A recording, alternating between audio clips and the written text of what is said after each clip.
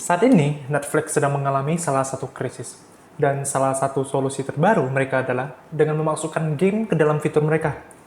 Jadi bagaimana semuanya terjadi? Mari kita lihat.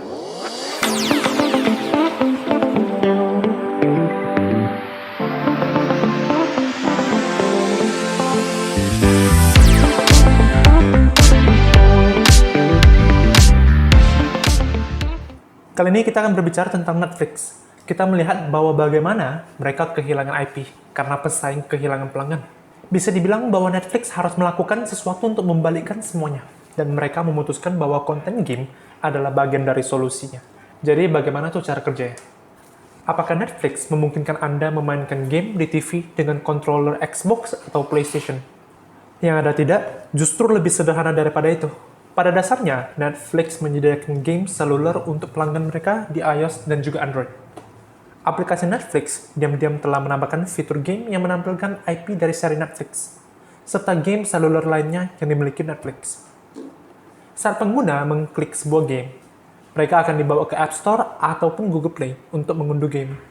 Setelah itu akan dapat memainkan game tersebut di bagian game di Netflix atau dari layar home screen.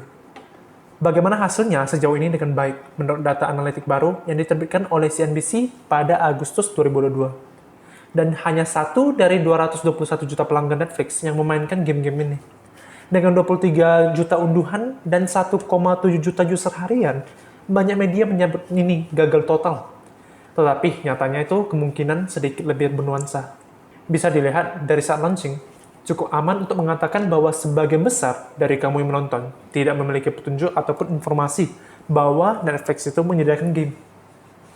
Masalahnya itu sebenarnya udah sejak November 2021, tetapi pemasarannya tidak ada. Orang akan berpikir bahwa tidak akan yakin dengan apa yang mereka lakukan. Karena ternyata Netflix kedua tidak ingin konsumen mengetahui secara eksplisit tentang fitur game mereka. Sehingga 1% pelanggan yang menggunakan layanan ini, itulah yang diharapkannya. Kalau tampaknya, Netflix hanya bereksperimen untuk memantau perilaku manusia. Ketika mereka memiliki data, mereka dapat mengelola launching yang jauh lebih terarah. Sejauh ini, Netflix memanfaatkan developer game luar untuk membangun katalog gamenya. Tetapi perusahaan tersebut telah membeli 3 studio game dalam setahun terakhir. Dan di antaranya adalah perusahaan Finlandia dengan biaya 72 juta. Dengan biaya 72 juta USD. Game berikutnya adalah No Brainer.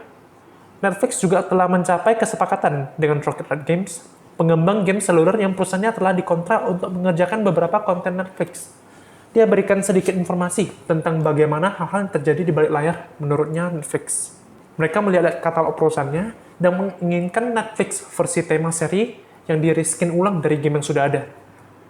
Netflix mengatakan bahwa penerbit game tidak mencantumkan aplikasi di App Store. Meskipun hanya mendekati beberapa minggu sebelumnya, perwakilan Netflix memberitahu bahwa mereka sedang mencoba menyatukan platform seluler, teknologi mereka berubah-ubah, serta tidak cukup dipahami dengan baik. Sehingga memang terlihat agak berantakan saat itu.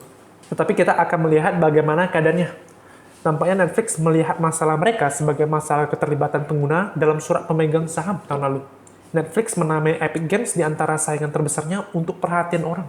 Game hanya berfungsi sebagai proxy untuk mengiklankan seri Netflix. Strategi dalam bentuknya saat ini tidak banyak untuk membuat orang menggunakan Netflix. Saat ini game Netflix ini masih tersedia di layar home screen setelah mendownloadnya. Sehingga pengguna dapat meluncurkan game dari layar home screen mereka tanpa harus membuka aplikasi Netflix lagi. Ikatan antara game dan aplikasi Netflix itu sendiri tampaknya sedikit lemah. Tetapi dengan mengatakan bahwa saya yakin strateginya mungkin akan berkembang pesat seiring waktu berjalan. Netflix juga ada celah lain yang terkait dengan cloud gaming. Tetapi layanan ini jika berhasil bisa mirip dengan PlayStation, Google Studio, atau Amazon Luna. Jadi pada dasarnya bisa bermain game di TV tanpa konsol itu menarik. Netflix mengatakan bahwa mereka menentang melakukan apapun di luar ekosistem mereka, sehingga TV gaming kemungkinan besar tidak mungkin dilakukan. Tetapi mungkin banyak hal telah berubah, dan jika mereka akan membangun layanan cloud gaming mereka sendiri dari bawah ke atas, ini akan sesuai dengan etos mereka. Game dapat memainkan peran kecil dalam membantu keterlibatan pengguna, tetapi sebenarnya Netflix harus lebih fokus pada katalog konten asli. Untuk melakukan hal ini sangat sulit serta modal intensif. Tapi konten apa yang orang kunjungi ke platform untuk saat ini, tidak ada yang mengaitkan Netflix dengan game. Jadi untuk mengubah citra ini akan membutuhkan banyak pekerjaan dan mereka harus melakukan banyak hal dengan benar.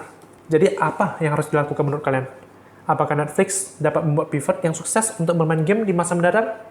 Atau apakah ini hanya akan menjadi biaya yang sangat besar yang tidak membuahkan hasil yang maksimal.